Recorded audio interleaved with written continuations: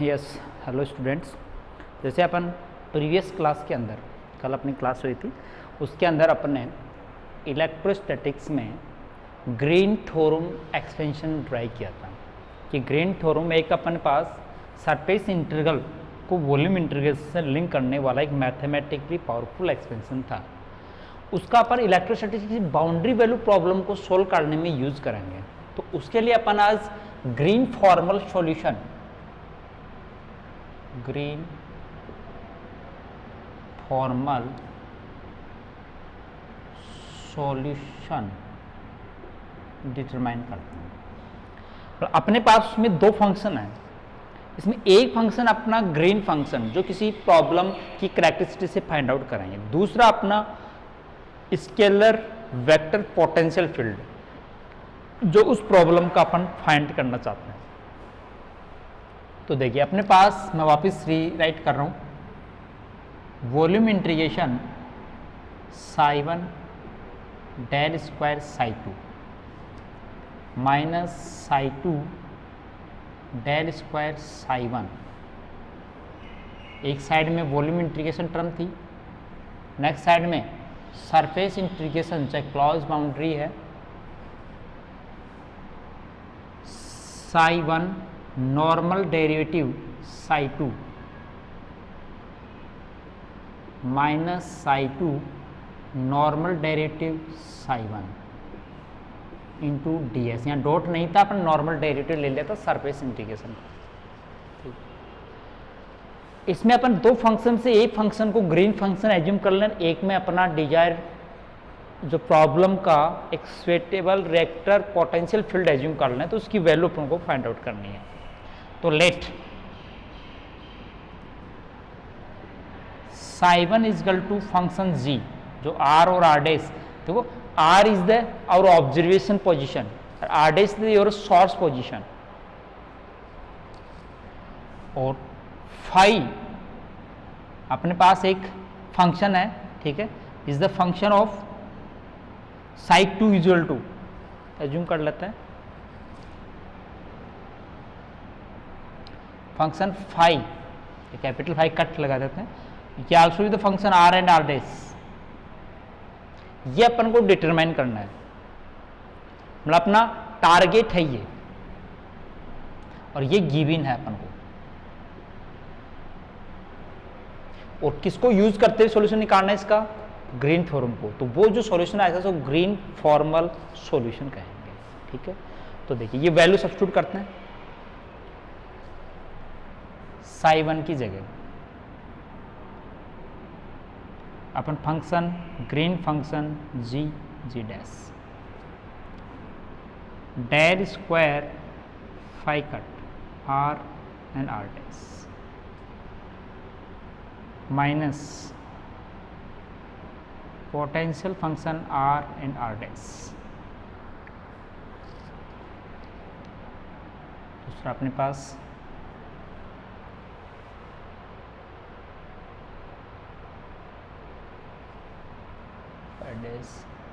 Del square G are and are dash, volume integration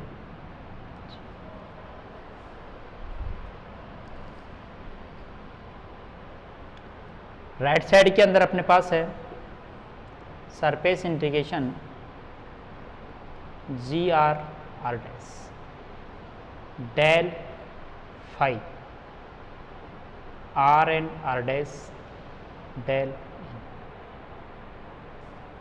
यहाँ देखो and dash लगाते हैं, मतलब अपना जो डिफ्रेंशिएशन है या चाहे इंटीग्रेशन बात माने वो अपना सोर्स रीजन होगा जो आर डैश रीजन, आर तो अपना ऑब्जर्वेशन है, ठीक है। तो डिफ्रेंशिएशन चाहे डैश यहाँ पर टाइम डैश लगाने का मतलब आर डैश वाला कोऑर्डिनेट ही वेरिएबल है सोर्स फील्ड में जिसको इंटीग्रेटेड करना है, आर अपना ऑब्जर्वेशन पॉइंट फिक्स है। तो यहाँ नॉर्मल आर डैश का आर डैश के रेस्पेक्ट में डिफ्रेंशिएशन करना है, नॉर्मल डेरिवेटिव है phi are and are dash normal g are are dash into n dash d s dash केवल अपन दो फंक्शन एज्यूम कर लिए और अपन ग्रीन थ्योरम में इसकी वैल्यू सब्स्टिट्यूट कर दी तो अपने पास ये एक्सपेंशन आ गया। देखो अब इसको अपन पहले लेफ्ट साइड के अंदर वैल्यू देखते हैं। एक पोजीशन इक्वेशन को यूज करते हुए ये फर्स्ट इंटीग्रेटेड में जो डेल स्क्वायर फाई है इसकी वैल्यू अपन यहाँ प्राइम कोऑर्डिनेट डैश में फंक्शन है वहां पर वैल्यू इसकी देखें तो देखो पोजीशन इक्वेशन के बेसिस पर del square phi R dash में डैश का फंक्शन है तो इसकी वैल्यू को -4 Dirac delta rho upon epsilon sorry minus rho जो किसका फंक्शन होगा, चार्ज डिस्ट्रीब्यूशन है फील्ड में, rho dash upon epsilon not by position equation से। और ग्रीन फंक्शन की कैरेक्टरिस्टिक के अकॉर्डिंग इसकी value del square G are and are dash equal to अपने पास की वैल्यू होगी -4 Dirac delta R minus are dash. ये Dirac delta R minus are dash ये अपने पास आर डैश के साथ में इंटीग्रेशन टर्म को डिनोट करेगा कि only this function is valid in the R dash region, R equal to R dash, otherwise field ये outside to R dash green function की वैल्यू 0 होगी। तो ये दोनों वैल्यू अपन इसमें सब्स्टिट्यूट कर दें integration ji are and are dash negative rho are dash upon epsilon naught. ठीक है, इंटीग्रेशन को अलग भी कर लेते हैं अपन, नेगेटिव मतलब फर्स्ट टर्म नेगेटिव आ गई वॉल्यूम और ये इंटीग्रेशन अलग है जिसमें मैं तो d3 r डैश, कभी बार अपन वॉल्यूम इंटीग्रेशन को third differential power differential element में भी लिख सकते हैं, सरफेस को सेकंड ऑर्डर डिफरेंशियल एलिमेंट में लिख सकते हैं। ठीक है, नेगेटिव वाला आ गया ये सेकंड में, ये पॉजिटिव हो जाएगा। 4 पाई इंटीग्रेशन से बाहर आ जाएगा, integration phi are and are dash और Dirac delta R minus are dash volume integration 3 R dash. मतलब लेफ्ट साइड दोनों टर्मों में मैंने पोजीशन इक्वेशन से और ग्रीन फंक्शन का जो वैल्यू है डेराक डेल्टा फंक्शन में वो वैल्यू मैंने सब्स्टिट्यूट कर दी। ठीक है, आगे राइट साइड को अपन एजिटिव लिख देते हैं। ठीक, कि अपने पास लेफ्ट साइड वॉल्यूम इंटीग्रेशन की दोनों टर्म को सेपरेट लिख लिया, राइट साइड के अंदर दोनों सरफेस इंटीग्रेशन टर्म सेपरेट है, कोई चेंज नहीं किया।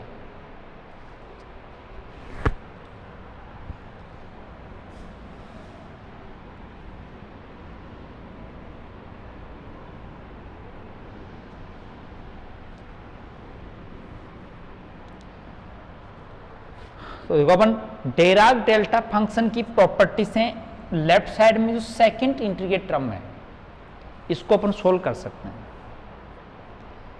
डेराक डेल्टा की इंटीग्रेशन शिफ्टिंग प्रॉपर्टी ये है, कोई फंक्शन है एफ एक्स डैश और Dirac delta X minus X dash हो और डिफरेंशियल d3 एक्स डैश है, तो इसको अपन लिख सकते हैं एफ एक्स।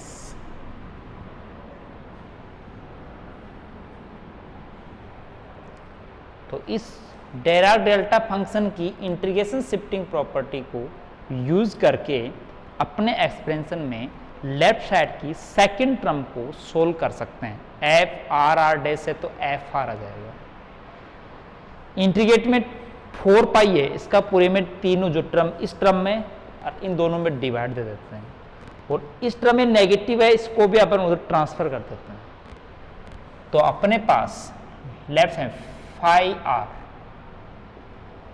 यहां से लो 4 पाई का डिवाइड दे रहा हूं उसको ट्रांसफर कर रहा हूं उधर, तो 1/4 pi epsilon not volume integration ये term G are are dash rho are dash volume integration third part. ठीक है, मतलब ये लेफ्ट साइड का राइट साइड में ट्रांसफर करते हैं। वहाँ पर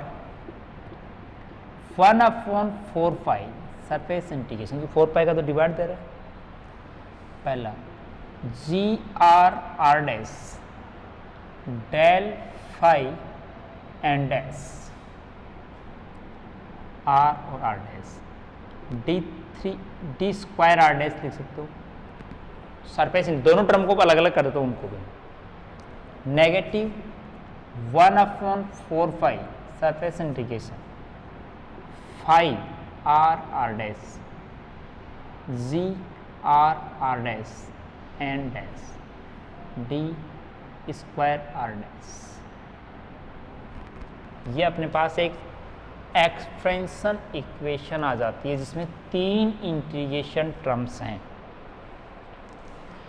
मतलब अपन पोटेंशियल फाइंड आउट करना चाहते हैं किसी प्रॉब्लम का जिसके लिए ग्रीन फंक्शन डिफाइंड है। तो अपन चार्ज डिस्ट्रीब्यूशन और ग्रीन फंक्शन यदि फाइंड आउट कर लें तो अपन random point observation point R पर उसका पोटेंशियल इलेक्ट्रोस्टैटिक स्केलर फील्ड अपन फाइंड कर सकते हैं। उसके बाद में सभी टर्म्स फाइंड की जा सकती है। तो इसके अंदर अपने पास 3 टर्म्स में सॉल्यूशन को ग्रीन फॉर्मल सॉल्यूशन बोलते हैं।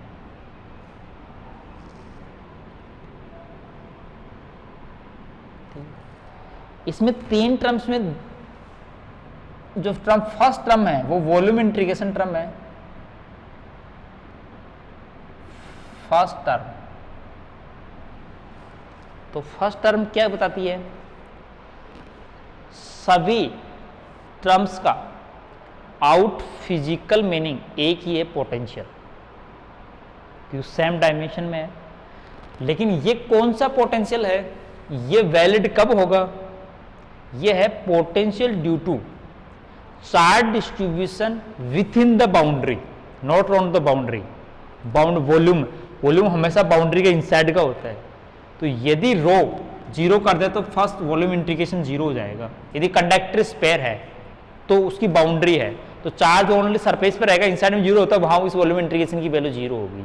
तो फर्स्ट टर्म है potential due to the volume charge distribution with in the boundary. ये तभी वैलिड होगी जब विथ इन बाउंड्री में चार्ज डिस्ट्रीब्यूशन होगा। सेकंड है सरफेस इंटीग्रेशन टर्म। तो आगे वाले दोनों सरफेस इंटीग्रेशन टर्म है, लेकिन output is the only potential.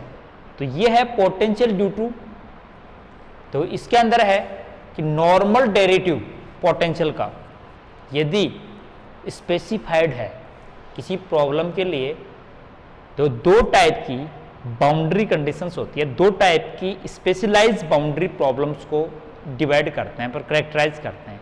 तो ये डिरिचलेट बाउंड्री कंडीशन होती है। देखो डिरिचलेट जो बाउंड्री कंडीशन है और एक है न्यूमोन बाउंड्री कंडीशन। तो डिरिचलेट में पोटेंशियल स्पेसिफाइड है, कॉन्स्टेंट कोई फिक्स है, जो 0 है, 4 वोल्ट है, 5 वोल्ट है। Neumann boundary condition electric field specified या नॉर्मल डेरिवेटिव पोटेंशियल स्पेसिफाइड की कंडीशन को अपन कहते हैं न्यूमोन बाउंड्री कंडीशन। तो यदि यहां पर नॉर्मल डेरिवेटिव मतलब न्यूमोन बाउंड्री कंडीशन यदि अप्लाइड है, मतलब नॉर्मल डेरिवेटिव ऑफ पोटेंशियल है, इलेक्ट्रिक फील्ड स्पेसिफाइड है, तो सेकंड इंटीग्रेशन टर्म वैलिड होगी, लास्ट वाली 0 होगी। और यदि पोटेंशियल स्पेसिफाइड है तो ये टर्म क्या होगी, एग्जिस्ट होगी, और ये सेकंड टर्म क्या होगी, 0 होगी। फर्स्ट वाला तो volume integration charge distribution related थी, और यहां बाउंड्री पर सरफेस इंटीग्रेशन को 2 टाइप की स्पेसिफाइड प्रॉब्लम में चेंज करते हैं, न्यूमोन बाउंड्री कंडीशन और डिरिचलेट बाउंड्री कंडीशन। तो जिसमें पोटेंशियल स्पेसिफाइड होता है और एक में डायरेक्ट नॉर्मल डेरिवेटिव स्पेसिफाइड या पोटेंशियल स्पेसिफाइड का वॉल्यूम जो सरफेस इंटीग्रेशन यह आएगा और नॉर्मल डेरिवेटिव का स्पेस इंटीग्रेशन यह है। ठीक है, तो अपन इसका यूज करके आगे अपनी जो प्रॉब्लम्स है उसको सोल्व करेंगे। तो अपन यहां पर देखिए volume integration term, first term, second term, third term को अलग अलग स्पेसिफाइडली नोट कर देते हैं और इसको अपन ग्रीन फॉर्मल सॉल्यूशन एनालिसिस कहते हैं।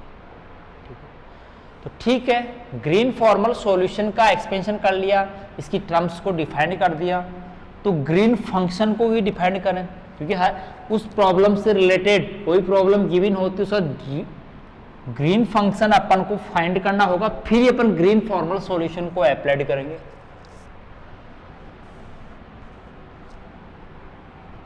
ठीक है, तो ग्रीन फंक्शन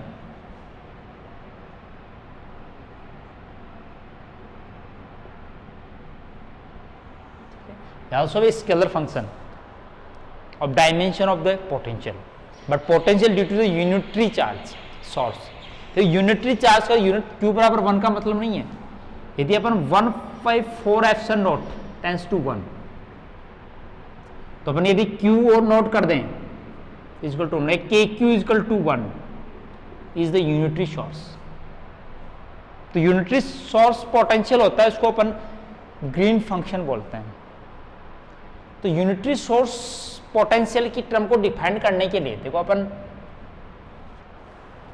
यहां पर एक function g, capital G r व r डैश से डिफाइन करते हैं। ठीक, जिसमें एक term 1/r minus r dash होती है और एक कोई फंक्शन f r व r डैश होता है। ग्रीन फंक्शन को दो टर्म्स में डिफाइन करते हैं, एक यूनिटरी चार्ज पोटेंशियल रियल और एक दूसरा अपने पास इमेजिनरी या बाउंड्री वैल्यू का जो एक फंक्शन होता है जिसको इमेजिनरी पॉइंट चार्ज कहते हैं, उसका पोटेंशियल होता है। उस यूनिटरी चार्ज के कारण जो इमेजिनरी चार्ज पोटेंशियल होता है, मतलब F should be satisfy the Laplace equation always. मतलब एफ का नेचर ऐसा होता है कि लाप्लास इक्वेशन को सेटिस्फाई करता है। तो ये एफ की वैल्यू क्या होगी, 1r कैसे होगा, तो एक अपन पास जो बाउंड्री वैल्यू प्रॉब्लम्स होगी are naturally in the spherical boundary values problems होगी। तो स्पेरिकली प्रॉब्लम्स को लिए स्पेरिकली प्रॉब्लम के लिए स्पेरिकली बाउंड्री के लिए अपन ग्रीन फंक्शन डिफाइन करते हैं। तो मैंने एक स्पेयर ले लिया यहां पर, जैसे अपन एज्यूम कर लेते हैं spare of this radius is capital R। ठीक है, a unitary charge मतलब kq is equal to 1 is placed at distance a from the center, या r dash मान लेके इस देश से पोजीशन को अपन r dash फंक्शन में r dash पोजीशन पर, यहां कोई पॉइंट ऑब्जेक्शन p है, इसका कोऑर्डिनेट r है, मतलब इसकी ओरिजिन से इसका डिस्टेंस कितनी है r, और 3 डायमेंशनल इसके बीच में एंगल मान लें कि अल्फा गामा कुछ भी ले सकते हैं अपन, गामा ले लिया। ठीक है, और 3 डायमेंशनल प्लेन एंगल नहीं है, ये प्लेन मतलब इसी प्लेन में नहीं है, किसी प्लेन में हो सकता है 3 डायमेंशनली। मतलब जैसे मान लो r डैश तो इधर है तो r इधर भी हो सकता है, r इधर भी हो सकता है, तो उसे एंगल जो r डैश से बनेगा वो 3 डायमेंशनली एंगल है, x x y x define नहीं किया। ठीक है, हाँ, टोटल पोलर कोऑर्डिनेट यदि अपन इस पॉइंट का देखें तो मैं r डैश, थीटा डैश और फाई डैश है, और इस पॉइंट का r, थीटा और फाई है, और बीच में जो एंगल है वो गामा है, जिसका अपन 3 डायमेंशन कोऑर्डिनेटिक एनालिसिस के द्वारा इसका अपन वैल्यू निकाल सकते हैं। तो देखो अपन इस पॉइंट चार्ज के कारण यहां पर एक इमेजिनरी चार्ज और इंड्यूस होगा, जिसकी वैल्यू अपन जानते हैं r स्क्वायर अपॉन a होता है, तो r displacement upon r dash, और वैल्यू कितनी होती है q डैश होता है माइनस, यदि वो वहां पर q हो तो क्या होता है, q बराबर है 1 अपॉन k, तो q r अपॉन a होता है, तो कितना होगा माइनस q की जगह 1 अपॉन k, ठीक है, k तो अपने आवाज q r upon r dash, imagery charge हो गया कि अपने पास यहां पर कि कितनी वैल्यू के ऊपर अपन k के क्यू आर अपॉन ए होता है कैपिटल आर, तो कैपिटल आर की जगह कैपिटल आर है, ए की जगह आर डैश है, और क्यू की जगह 1 अपॉन के, ठीक है। तो इसके कारण पोटेंशियल इस पॉइंट पी पर, और एक अपने पास रियल पॉइंट चार्ज है, इसके कारण पोटेंशियल निकालें अपन। अपने पास यहां दो वेक्टर, दो पॉइंट हो गए, एक इमेजिनरी पॉइंट बी हो गया, एक रियल पॉइंट ए है, और एक स्पेरिकल प्रॉब्लम है कि यूनिटरी चार्ज के कारण उसके ऑब्जर्वेशन पॉइंट पर कितना पोटेंशियल इंड्यूस होता है, वो अपन निकाल, वही ग्रीन फंक्शन होगा अपना। ये कि एक स्पेयर है, ठीक है, वो ग्राउंडेड स्पेयर है मान लो, जैसे अपन आर रेडियस का है, उसे आर डैश डिस्टेंस पर एक कोई यूनिटरी चार्ज के क्यू बराबर 1 है, जिससे एक imagery charge capital are square upon r dash distance पर minus 1 upon k r upon r dash का प्रोड्यूस होगा, वो अपन इलेक्ट्रिक इमेज मेथड से बता सकते हैं। तो दो पॉइंट चार्जेज होगा, बी पॉइंट पर, ए पॉइंट पर, जिससे अपन को पी पर पोटेंशियल फाइंड आउट करना है। तो अपन पहले पोटेंशियल फाइंड आउट करें किसी ए पॉइंट के कारण, तो वो ग्रीन फंक्शन होगा आर आर डैश। तो पहले वाला के क्यू इक्वल टू 1 है, distance are minus are dash vector plus दूसरे का वही वहां का डिस्टेंस और चार्ज, तो चार्ज नेगेटिव में है, कितना है, के से कैंसिल हो जाएगा, तो minus are are dash, distance are minus कितना मैग्नीट्यूड है अपने पास, capital are square are dash square are dash, मतलब इसी डायरेक्शन को अपन मैग्नीट्यूड आर डैश से ऊपर नीचे मल्टीप्लाई कर लिया, वैसे कैपिटल आर स्क्वायर पर आर डैश ही है, लेकिन आर डैश ऊपर नीचे के लिए वेक्टर फॉर्म में लिख दी, तो ये अपने पास क्या आ गया, ग्रीन फंक्शन आ गया। एक स्पेयर था, एक यूनिटरी पॉइंट सोर्स था, जिससे इलेक्ट्रिक इमेज से इमेजिनरी चार्ज है, दोनों से अपन ने potential field Coulomb superposition principle से निकाले, इसको अपन इस स्पेरिकल बाउंड्री प्रॉब्लम का ग्रीन फंक्शन कहते हैं, ठीक है। तो देखिए नेक्स्ट अपन इसको आगे एक्सपेंड कैसे कर सकते हैं, r square plus r dash square minus 2r r dash cos gamma. यहां पर ध्यान रखना आर और आर डैश में एंगल थीटा के प्लेन एंगल नहीं है, 3 डायमेंशनली कोऑर्डिनेट सिस्टम इसका एंगल कोस गामा है, जो थीटा थीटा डैश का फंक्शन है, ठीक है। Capital are are dash, sorry इसका मैग्नीट्यूड निकाल लें, तो क्या जाएगा, r square capital R4 r dash का square minus 2r capital are square are dash cos gamma, क्योंकि एंगल तो दोनों में वही है। ये अपने पास एक स्पेरिकल प्रॉब्लम का ग्रीन फंक्शन एक्सपेंशन आ गया, जिसमें कोस गामा की वैल्यू निकालनी है अपन को, जो theta dash phi dash theta और फाई का फंक्शन होना चाहिए। तो अपन इसका इक्वेशन कोस गामा की वैल्यू का देखो, अपन 3 डायमेंशनली, मैं एक पॉइंट नोट करता हूं, यहां पर अपने पास प्लेन मानते हैं 3 कोऑर्डिनेट सिस्टम का, मान लीजिए एक्स एक्सिस है,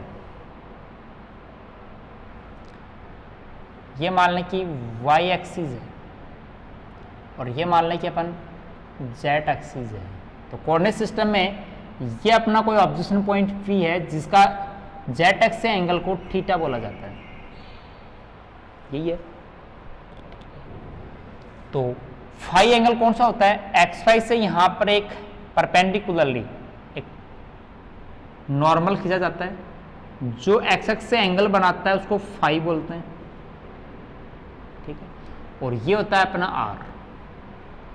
तो इसके 2 कोऑर्डिनेट निकालते हैं अपन, आर को अपन वेक्टरली एनालिसिस करना चाहें तो कैसे करें, तो यहां पर आर है, इसका आर कोस थीटा कंपोनेंट तो जेड कंपोनेंट आता है, और ये इसका आर साइन थीटा कंपोनेंट आता है। फिर आर साइन थीटा के 2 पार्ट आते हैं, साइड में एक्स एक्सिस में क्या आता है, r sine theta cos phi, तो इसका यहाँ component r sin theta sin phi. ये 3 डायमेंशनली किसी वेक्टर r के 3 कोऑर्डिनेट कंपोनेंट होते हैं। तो वेक्टर r को क्या है, यहाँ जनरली जैसे r और माइनस r डैश, तो r वेक्टर है, r डैश भी वेक्टर है 3 डायमेंशनली।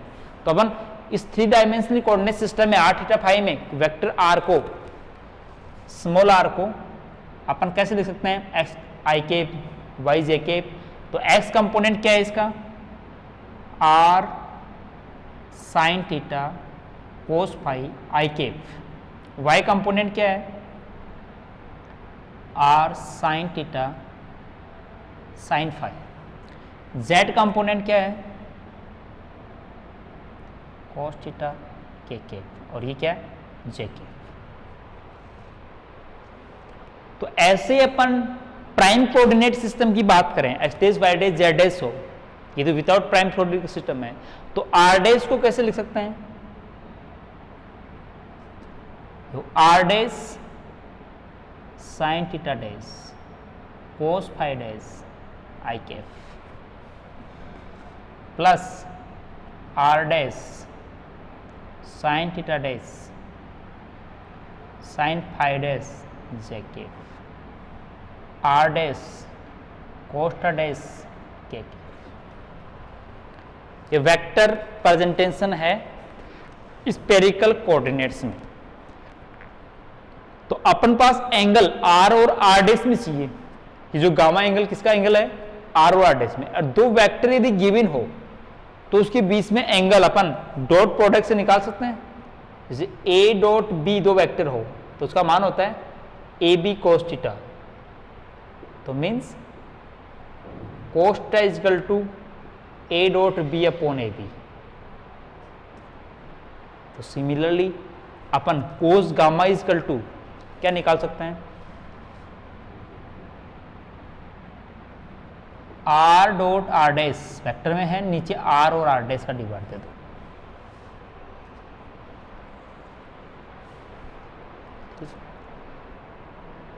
r और r डैश की वैल्यू इधर है, डॉट कर देंगे तो i कैप वाले को i कैप से, j कैप वाले को j कैप से, k कैप वाले को k कैप से। नीचे दोनों का मैग्नीट्यूड कॉमन ले लो, उसमें ऊपर वाले में r कॉमन ले लो, नीचे r डैश में डिवाइड कैंसिल हो जाएगी। तो देखो वहीं से मतलब दोनों का डॉट करके i कैप वाले को i कैप से और r r डैश कॉमन लेके दोनों को कैंसिल कर दिया। तो देखो sine theta dash cos phi dash plus sine theta dash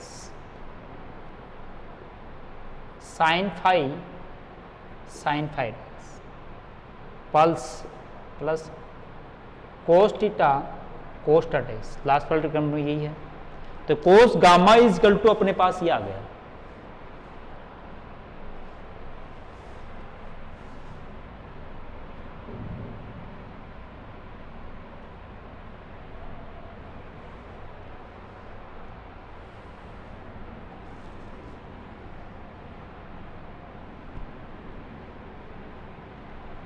तो अपन कॉस गामा की वैल्यू इसको थोड़ा सा अपन रेशियो और भी कर सकते हो, लेकिन इसमें फर्स्ट वाली दो टर्मों में साइन थीटा डैश कॉमन आ जाएगा। तो cos phi dash plus sine phi तो कोस ए माइनस बी का फॉर्मूला आ गया। तो cos phi minus phi dash plus cos theta dash, ये अपने पास कोस गामा की वैल्यू आ गई।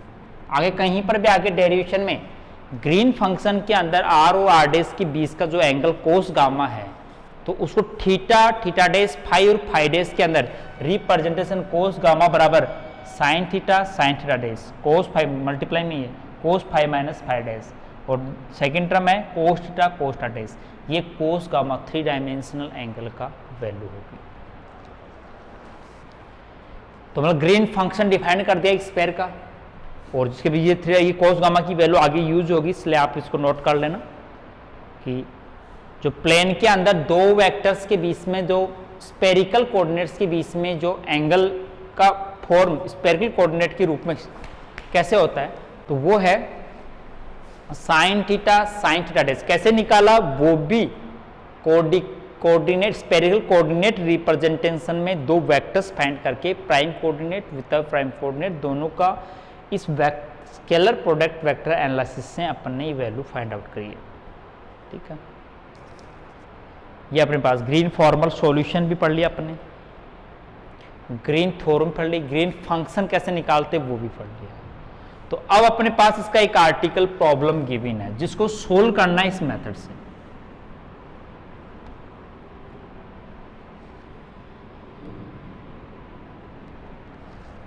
ठीक, तो इससे रिलेटेड एक प्रॉब्लम है, hemispherical surface, hemispherical surface of a sphere at different potential। Hemispherical surface of a sphere at different potential, मतलब एक स्पेयर है जिसका आधा पार्ट अलग पोटेंशियल पर है और रिमेनिंग आधा पार्ट अलग पोटेंशियल पर है। Then find out the potential near about to this sphere, ये अपनी प्रॉब्लम है। और solving using Green formal solution, Green theorem को यूज करके इसका सॉल्यूशन करना। तो देखिए अपन डिफरेंट पोटेंशियल मतलब V1 V2 ले सकते हैं, V माइनस भी ले सकते हैं, वो भी डिफरेंट है, 5 माइनस 5 ले सकते हैं। ठीक है, तो अपन सिंप्लीफाइड हो अपनी प्रॉब्लम ताकि इस टाइप का एज्यूम करें, लेकिन दोनों वैल्यू सेम नहीं होनी चाहिए, तो 2 माइनस 2 सेम नहीं है, लेकिन उससे क्या हो जाए सिमेट्रिक से अपना जो एनालिसिस मैथमेटिकल कॉम्प्लिकेटेड होकर थोड़ा इजी सिंप्लीफाइड हो।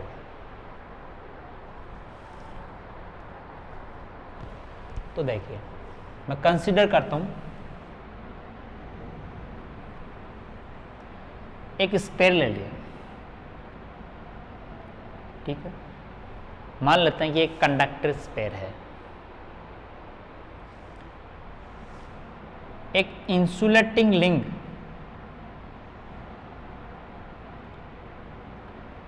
इस स्पेयर को एक z बराबर 0 प्लेन में सेंटर एट ओरिजिन, मान लें कि इसका सेंटर कहाँ है, एट ओरिजिन है, और एक इंसुलेटिंग रिंग के द्वारा z बराबर 0 प्लेन में, मतलब z के रेस्पेक्ट में इसको दो पार्ट में, z negative region, z positive region, z बराबर 0 प्लेन के रेस्पेक्ट में सो दो इमेज स्फेरिकल पार्ट में एक इंसुलेटिंग रिंग के द्वारा सेपरेट कर ले। कंडक्टर स्पेयर r रेडियस का, मान लें कैपिटल R रेडियस का है कंडक्टर स्पेयर है, और जो z बराबर 0 प्लेन में एक इंसुलेटिंग रिंग के द्वारा अपर व lower hemispherical part are insulated each other, दोनों एक दूसरे से इंसुलेटेड है। ठीक है, तो upper part, upper hemispherical part one z बराबर ग्रेटर 0 वाला part at potential plus v, lower hemispherical part z less than 0 वाला एट पोटेंशियल माइनस v। मतलब एक स्पेयर मान लिया अपने कैपिटल R रेडियस का कंडक्टर स्पेयर, जो दो सिमेट्रिक हेमिस्फेरिकल पार्ट में एक इंसुलेटिंग रिंग इन z बराबर 0 प्लेन में लेइंग है, जिसके द्वारा ये दो हेमिस्फेरिकल पार्ट इंसुलेटिंग है एक दूसरे से। ठीक है, तो दोनों जो हेमिस्फेरिकल पार्ट्स है वो डिफरेंट पोटेंशियल पर है। Let the upper hemisphere at potential plus v and lower hemisphere at potential minus v, ये अपनी प्रॉब्लम है, अपने एज्यूम कर ली, जिसको ग्रीन फॉर्मल सॉल्यूशन से सोल्व करना है। ठीक है, अपन सॉल्यूशन में पोटेंशियल निकालना चाहते हैं किस पॉइंट पर, कोई p है, सब पोलर कोऑर्डिनेट कितना है r थीटा फाई, जबकि अपना चार्ज डिस्ट्रीब्यूशन है, पोटेंशियल डिस्ट्रीब्यूशन का है प्राइम कोऑर्डिनेट पर है, r dash theta dash phi dash पर। जहाँ सोर्स डिस्ट्रीब्यूट होता है उसको अपन प्राइम कोऑर्डिनेट से करते हैं, जो अपना ऑब्जेक्ट होता है विदाउट प्राइम कोऑर्डिनेट पर आते हैं। तो अपन ग्रीन फॉर्मल सॉल्यूशन का फॉर्मूला यूज करें, फाई आर, ये निकालना है अपन को, जिसमें 3 टर्म है, पीछे अभी अपने सोल्व किया था। फर्स्ट थी एक वॉल्यूम इंटीग्रेशन टर्म, सेकंड थी एक सरफेस इंटीग्रेशन टर्म, और थर्ड भी थी एक सरफेस इंटीग्रेशन टर्म। और उसमें first volume integration term is valid only when charge distribution exist with in the boundary, but in our problem the conductor sphere inside region not consisting any charge, और boundary के inside में conductor में कोई charge नहीं है, then the volume integration term reduce to 0. But in our problem, potential is specified, so Dirichlet boundary condition is applied. But Newman मतलब electric field या normal derivative potential not specified, so second term surface integration also be reduced to 0. Only third surface integration term is valid for this our problem.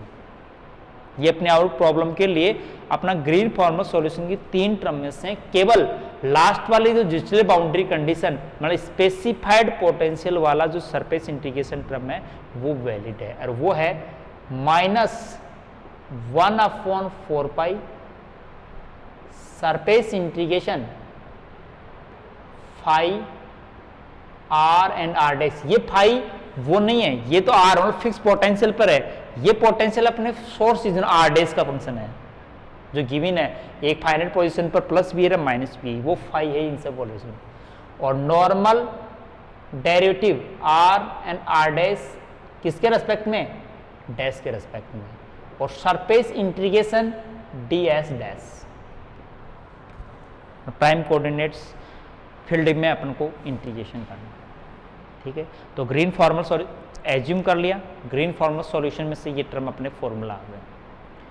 अब पहले अपन Green function की value चाहिए, देखो phi की value given है अपन को, volume integration वाला जो फाई है, लेकिन वो अदर हाफ प्लेट पर प्लस भी है, हाफ प्लेन में माइनस भी, तो अपन कोऑर्डिनेट जब इंटीग्रेशन को 2 टर्म में तोड़ेंगे तब अपन इसको डिवाइड करके यूज कर लें, कहाँ प्लस भी आएगा कहाँ माइनस भी आएगा।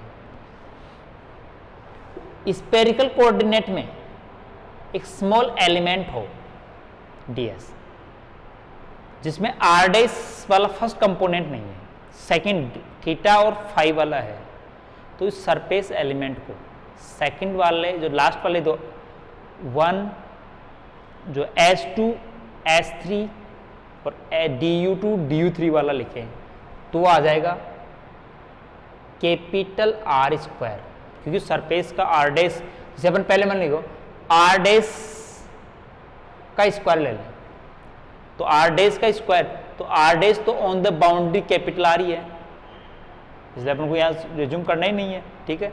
तो अपन इंटीग्रेशन ही नहीं लेंगे, तो अपने पास आर डैश का इंटीग्रेशन तो अपने पास पहले से ही वैलिड है, इसलिए मैं क्या लिख दिया कैपिटल आर स्क्वायर, फिर prime sine theta dash d theta dash d phi dash S2 S3 du2 du3। Surface element ले लिया। अब देखिए लिमिट थीटा डैश की फ्रॉम 0 टू पाई और फाई डैश की 0 से 2 पाई, वो भी अपने पास है। अब पहले ग्रीन फंक्शन g और वैल्यू लेना है, तो इसको अपन कोस थीटा डैश की लिमिट में कई बार ऐसे लिख सकते हैं -r स्क्वायर और d cos theta dash d phi dash, क्योंकि कोस थीटा डैश का डिफरेंशिएशन करेंगे तो माइनस साइन थीटा डैश आ जाएगा, तो वापस कैंसिल हो जाएगा d theta dash d phi dash, तो सेम फॉर्म है ये। लेकिन अब लिमिट कोस थीटा डैश की लगी नहीं थीटा डैश की, तो 1 या 2 इंटीजर में आ जाएगी।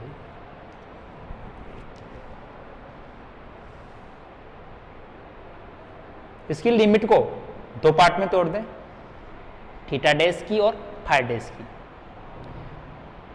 पहले अपन ग्रीन फंक्शन जी और डिफाइंड कर लें, वो वैल्यू भी सब्स्टिट्यूट करनी है अपन को। और उसका नॉर्मल डेरिवेटिव भी पहले अलग से निकाल लें।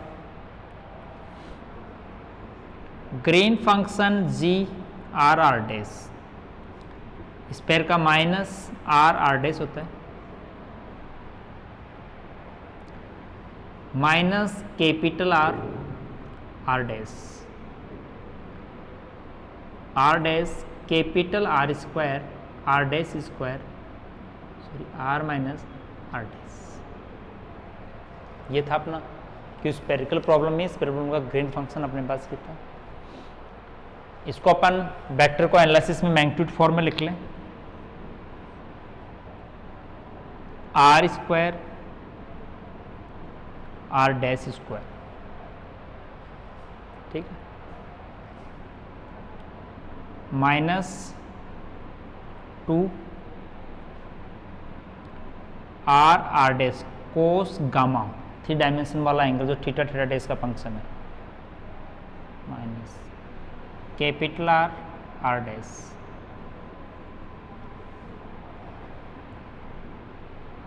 आर स्क्वायर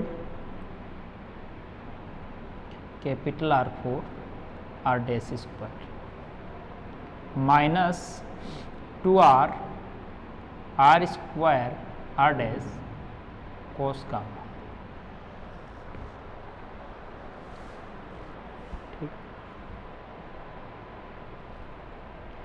तो इसको अपन फिर एक थोड़ा सा और सिंप्लीफाइड कर लेता डिफरेंशिएशन में, कैपिटल आर को नीचे लेके इसके अंदर ब्रैकेट डिवाइड, इसमें अंदर इनसाइड में इंसर्ट कर दो।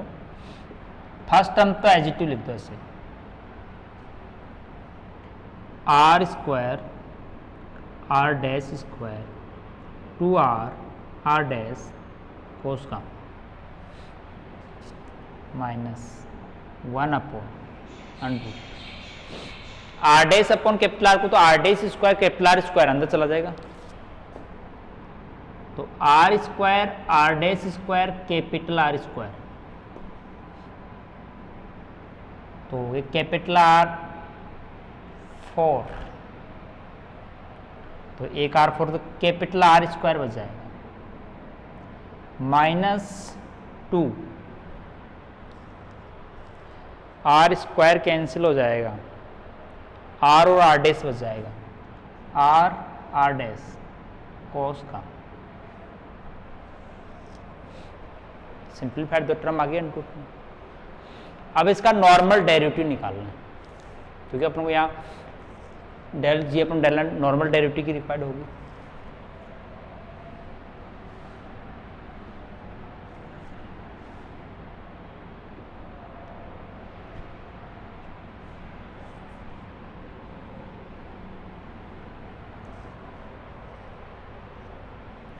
तो मैं यहाँ पर बस सब्स्टिट्यूट कर लेता हूँ, ये फंक्शन जी है अपना, ठीक है, del G upon del N dash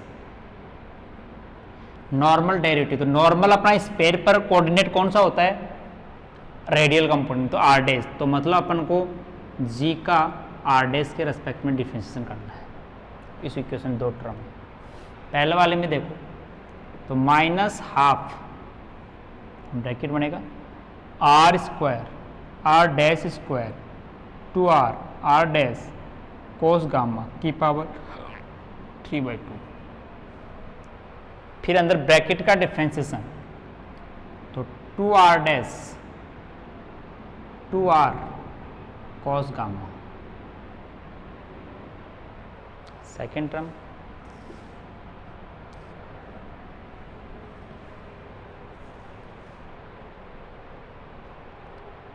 उसे माइनस माइनस प्लस हो जाएगा 1/2 ब्रैकेट में r square dash square capital are square plus capital are square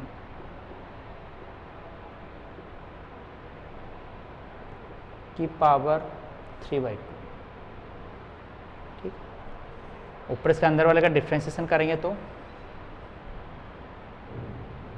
2 are dash r square capital are square minus 2r cos gamma.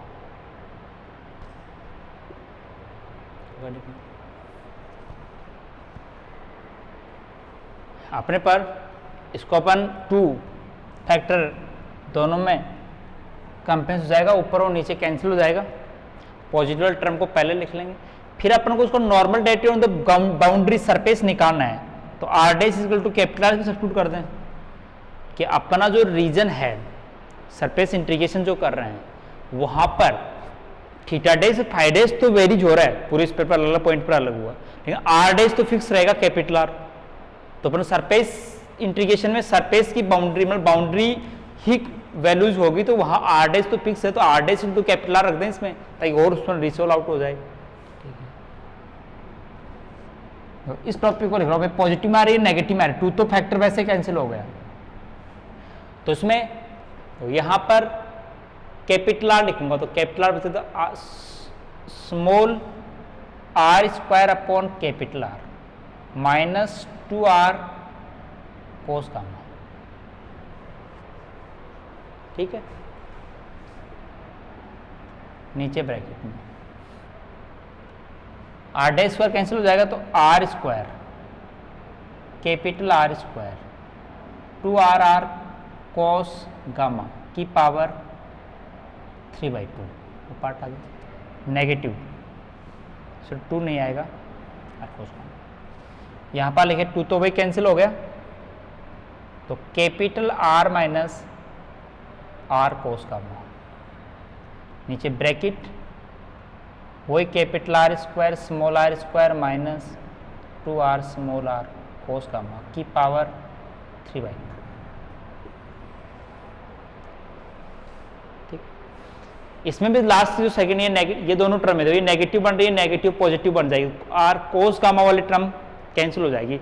Start वाले दो r square r minus capital R वाले term exist, दोनों का denominator same है।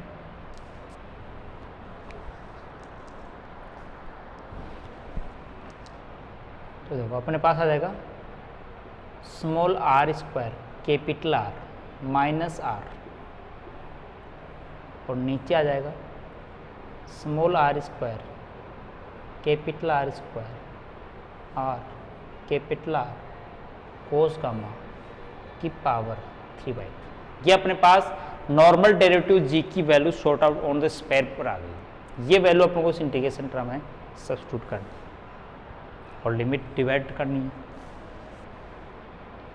ds dash की value भी अपन ने निकाल लेती, और नॉर्मल डेरिवेटिव g की वैल्यू निकाल, फाई की वैल्यू जो डैश है फाई r डैश है वो अपने पास लिमिट से डिवाइड करके अपन 2 इंटीग्रेशन में इसकी वैल्यू रखेंगे।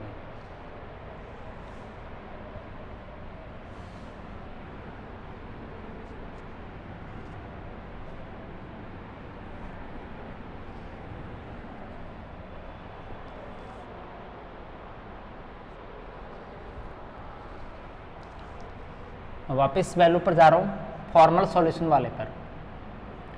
वो था अपने पास ये 1/4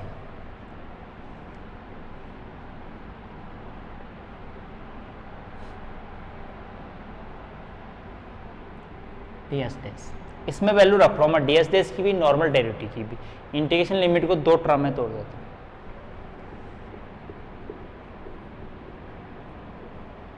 हूँ। जीरो से 2π, अब कोस थीटा डैश की लिमिट है तो 1 से -1। ठीक है, तो फाई डैश, इसको मैं नाम फाई डैश तो आर डैश देने के लिए, नॉर्मल डेरिवेटिव की वैल्यू अपने पास ये आ गई। इसको ऐसा भी लिख सकते हो,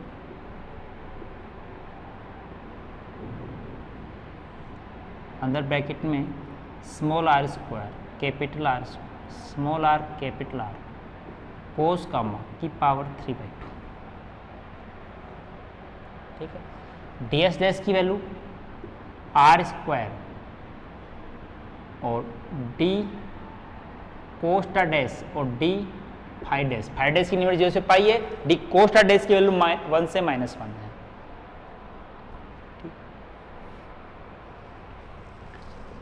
अब अपने पास यदि 2 लिमिट को अपन फाई डैश की वैल्यू लिमिट के बेसिस पर तो फाई की 0 से 2 पाई रहेगी, लेकिन जो कोस्टा डेस है नेगेटिव लोअर रीजन के अंदर नेगेटिव माइनस भी है, अपर प्लेन में क्या है पॉजिटिव है। तो इस लिमिट को अपन 3 पार्ट में तोड़ सकते हैं, 1 से -1 को, -1 से 1 ले लेते हैं अपन, और -1 से 1 कि अपने पास -1 से लेकर 0 तक पोटेंशियल है -v और 0 से 1 तक है पोटेंशियल +v। लेकिन अपने डायमेंशन को अपन ऊपर से अपर पार्ट से भी 0 से लेकर π/2 तक, मतलब 1 से लेकर 0 तक तो पोटेंशियल है v, और π/2 से लेकर पाई तक है अपना जो वैल्यू है -v। फाइडेस की लिमिट पूरी कंप्लीट वही है, लेकिन ये चेंज इफेक्ट किस पे पड़ेगा जब लिमिट तोड़ेंगे। ये कोस गामा जो है ना, ये कोस गामा थीटा डेज और फाई डेज का फंक्शन है। जो थीटा डेज की लिमिट चेंज होगी तो ये कोस गामा जो वैल्यू है वो भी चेंज होगी। अब कोस गामा को अपन साइड में लिख लेते हैं कि जब लिमिट इंप्रूव करेंगे तो इसके अंदर कोई वेरिएबल चेंज आए।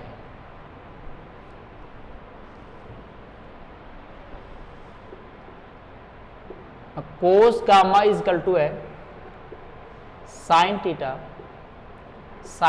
Days cos phi minus pi dash plus cos theta days.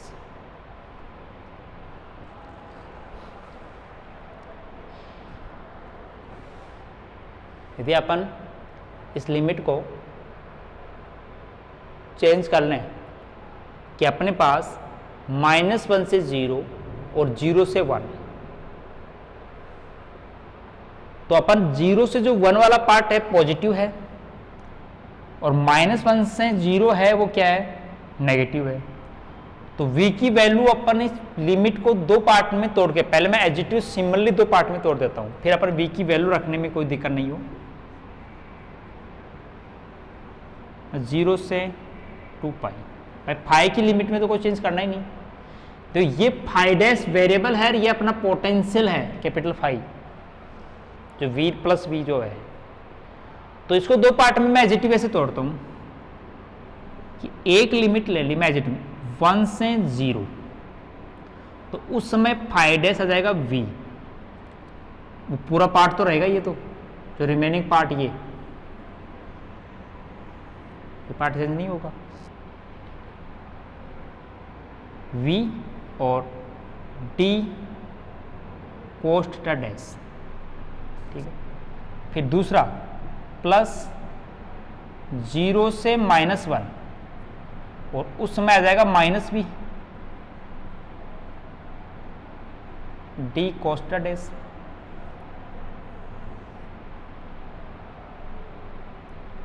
ठीक है। जबकि इंटीग्रेशन के अंदर अपने पास जो रिमेनिंग पार्ट में इस पार्ट को नाम को एक बार x दे देता हूं, तो मतलब ये x इसके साथ पे आएगा और x इसके साथ पे आएगा। लेकिन साइन में चेंज होगा कि लिमिट चेंज होगी, वो पूरा ब्रैकेट चल रहा है 0 से 2 पाई, आगे का जो एडिशन है d फाई डैश है ही। मैंने केवल थीटा डैश में कोस थीटा डैश की लिमिट को तोड़ा है और वो 2 रीजन में तोड़ दिया। जब फाई डैश तो 0 से 2 पाई तक है, तो लेकिन एक रीजन में जो कैपिटल फाई डैश है वैल्यू +v है 1 से 0, 0 से -1 में ये -v है। तो ये अपने पास ये कैपिटल एक्स समझिए जो अपने क्वेश्चन में मैंने दे रखा है वो कंप्लीट सबके साथ रहेगा, ठीक है, और d फाई डैश इंटीग्रेशन भी रहेगा। तो अपने पास इस टाइप से जो अपने पास इंटीग्रेशन को है अपन 2 पार्ट में तोड़ के अब सेपरेटली सोल्व कर सकते हैं। अब इसको और भी ईजी करने के लिए, सिंप्लीफाइड करने के लिए सब्स्टिट्यूशन करते हैं ऐसे कि दोनों को इंटीग्रेशन सेम ईजी हो जाए। तो 0 से -1 है, इसको 1 बनाना चाहते हैं तो कोई फाई को पाई से ट्रांसफर कर दें तो क्या हो जाएगा, 0 का -1 हो जाता है, -1 का 0 हो जाएगा, सॉरी 1 हो जाएगा। देखो अपने पास कोस की लिमिट 0 से कहाँ जाती है 1, 1 से -1 और -1 से पॉजिटिव वैल्यू जो अपने पास 1 से पहले 0 से स्टार्ट होते तो 1 होती है, पहले 1 से 0 जाती है, 0 से -1 जाती है और वापस 0 आती है, एक अपने पास इंटरवल जो होता है। तो अपन इसके द्वारा वापस जब 1 आती है तो कितने का गैप होता है, ये π/2 π/2 π/2। तो -1 को 1 बनाने के लिए गैप कितना है, पाई, समझे, सर्किल के अंदर। तो पाई सब्स्टिट्यूशन कर दें इसमें, मतलब थीटा डैश को एक सब्स्टिट्यूशन दे दें अपन, फाई डैश पाई को, थीटा डैश वाले को, theta dash is substituted by theta dash plus पाई। तो इसमें देखो 0 का तो 0 रह जाएगा, पाई का डैश है इसमें भी, लेकिन 1 का -1 बन जाएगा, 0 का 0 रह जाएगा, 1 का -1 रह जाएगा। फिर इससे और भी इफेक्ट होगा, जैसे साइन थीटा प्लस पाई, पाई के ऊपर जो क्वाड्रेंट होता है तो थर्ड क्वाड्रेंट में जा रहा है, और थर्ड क्वाड्रेंट में साइन क्या होता है, नेगेटिव, और वो साइन नेगेटिव आता तो कहाँ इफेक्ट डालेगा, तो कोस भी नेगेटिव होता है और साइन भी नेगेटिव होता है, साइन थीटा डैश ये रहा, कोस थीटा डैश ये रहा, तो दोनों नेगेटिव हो गए, रिजल्टेंट कोस गामा भी क्या हो जाएगा, चेंज हो जाएगा, तो कोस गामा नेगेटिव। तो अपन इस क्वेश्चन को 0 से 1 दोनों लिमिट को ही बराबर कर सकते हैं, दोनों लिमिट्स को अपन सेम बराबर में लेके इस इंटीग्रेशन को सोल्व करेंगे। ध्यान रखना, मैं आगे से कैपिटल एक्स से कैप्चर किया हुआ है, मैं सब्स्टिट्यूशन कर रहा हूं थीटा डैश को थीटा डैश प्लस पाई से, ठीक है, फाइव को 5 + 2 पाई से कर दो, कोई फर्क नहीं पड़ेगा इस इंटीग्रेशन में, ठीक है। तो अपन इससे फर्क कहां पड़ेगा, इस डेरिवेटिव पर पड़ जाएगा, कोस गामा जहां लिमिट चेंज करोगे वो प्लस बन जाएगा, यहां कोस गामा नेगेटिव आ जाएगा, किसकी वजह से, थीटा डैश के सब्स्टिट्यूशन से, लेकिन लिमिट दोनों की क्या हो जाएगी, देखो ये 1 से 0 है, लेकिन अपन इसको चेंज करके नेगेटिव साइन लगे 0 से 1 कर लेंगे, लेकिन ये तो 0 से 1 हो जाएगी, लेकिन वहां नीचे डिनोमिनेटर में जो ये क्वांटिटी है वो यहाँ चिन्ह क्या आ जाएगा, प्लस का आ जाएगा, ठीक है। तो मैं यहाँ पर तो -1/4 इंटीग्रेशन 0 से 2 पाई, ठीक। मैं एक बार इस एज इट इसको पहले ऐसे लिखता हूँ, 1 से 0 कैपिटल एक्स वी, चाहे वी बाहर ले बाद में बन D cos theta dash. Second वाले में देखना लिमिट चेंज हो जाएगी 0 से 1, कब, जब पाई सब्स्टिट्यूशन किया, तो पाई सब्स्टिट्यूशन किया तो x की वैल्यू चेंज हो गई, तो अलग लाइक नीचे डिनोमिनेटर में फर्क हो जाएगा,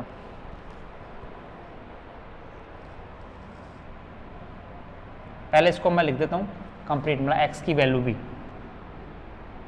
तो जैसे x की वैल्यू v बाहर आ जाएगा कॉमन दोनों में, या r² कैपिटल R² ये भी बाहर आ जाएगा,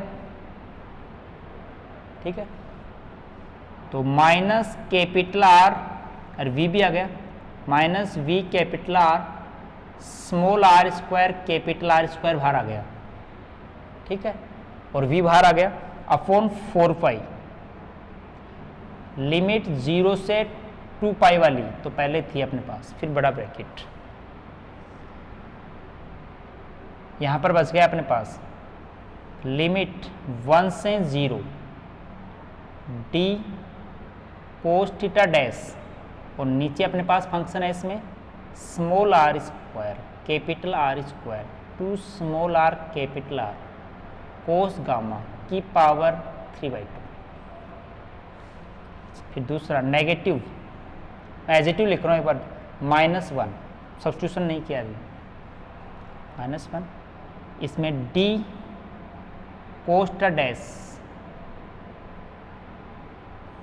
upon small r² capital R² to small r capital R cos gamma की पावर 3/2, फिर ये ब्रैकेट बंद हो गए, डी फाई डैश पूरे पर इंटीग्रेशन होगा, ये अपना सेफ इंटीग्रेशन चल रहा है यहाँ पर, जिसको सिंप्लीफाइड करने के लिए सब्स्टिट्यूशन कर रहे हैं, मतलब यहाँ तक अपन सॉल्यूशन ले चुके हैं। अब इसको चाहे आप किसी भी मेथड से आप सोल्व करके जो रिजल्ट आएगा वही अपना उस हेमिस्फेरिकल से आर जो पॉइंट पी लिया उस पॉइंट पर अपने पास पोटेंशियल फील्ड एक्सपेंशन आएगा, ठीक है।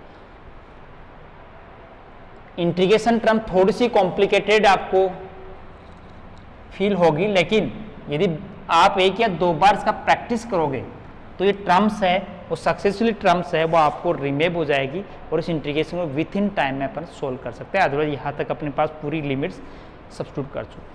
मैं सब्स्टिट्यूट क्या कर रहा हूँ, इसमें तो लिमिट रिवर्स करनी है 0 से 1 और इसमें -1 को 0 से 1 करनी है।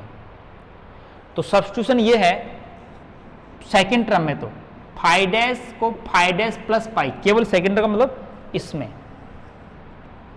इस इंटीग्रेशन टर्म में केवल, नहीं कि फर्स्ट वाले में, सेकंड इंटीग्रेशन टर्म में फाइ डैश को फाइ डैश प्लस पाई से ट्रांसफर कर दो। तो इससे क्या हो जाएगा, अपने पास ये जो कोस गामा की वैल्यू है वो नेगेटिव कोस गामा हो जाएगी, तो यहां पॉजिटिव आ जाएगा। ठीक है, यहां नेगेटिव है वो नेगेटिव है ही। इसके अंदर देखो, यदि अपन लिमिट चेंज करते हैं कोस्टा डैश की, तो अपन यहां डी कोस्टा डैश की लिमिट चेंज करेंगे, तो अपने पास यहां देखो कोस गामा में लिमिट चेंज करना मतलब 1 को 0 बनाना चाहते हैं, 0 को 1 बनाना चाहते हैं। तो कितना सब्स्टिट्यूशन हुआ इसमें कि 1 में और 0 में कितना π/2 का गैप ही है। और किसी फंक्शन कोई इवन फंक्शन होता है, कोई फंक्शन किसी फंक्शन का इवन फंक्शन हो तो उसमें लिमिट चेंज नहीं होता है। तो कैसे पता चले, तो कोस गामा में कोस थीटा डैश एक तो डायरेक्ट है, एक साइन थीटा डैश में है, तो 1 - 1 - कोस स्क्वायर थीटा डैश होगा।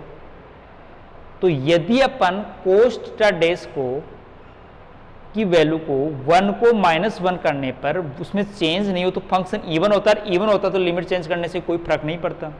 ठीक है, तो उस डेरिवेशन में कोई फर्क नहीं पड़ेगा। क्यों नहीं पड़ेगा, कारण है कि कोस गामा में साइन थीटा डैश जो है और कोस थीटा डैश है उसकी वैल्यू चेंज नहीं होगी। तो नहीं होगी तो अपने पास कोस गामा तो नेगेटिव, जो अपने यहाँ साइन है वो चेंज नहीं होगा, लेकिन डी कोस्टा डैश के द्वारा जो नेगेटिव साइन आएगा वो चेंज हो जाएगा। तो 0 से 1 करने पर इसके पूरे फंक्शन की वैल्यू में कोई फर्क नहीं पड़ेगा। तो अपन इसको रीड आउट करके दोनों के अंदर डी कोस्ट लिमिट सेम 0 से 1, 0 से 1 हो जाएगी। इसमें सब्स्टिट्यूशन करने से क्या फर्क पड़ जाएगा, ये क्या हो जाएगा, पल्स।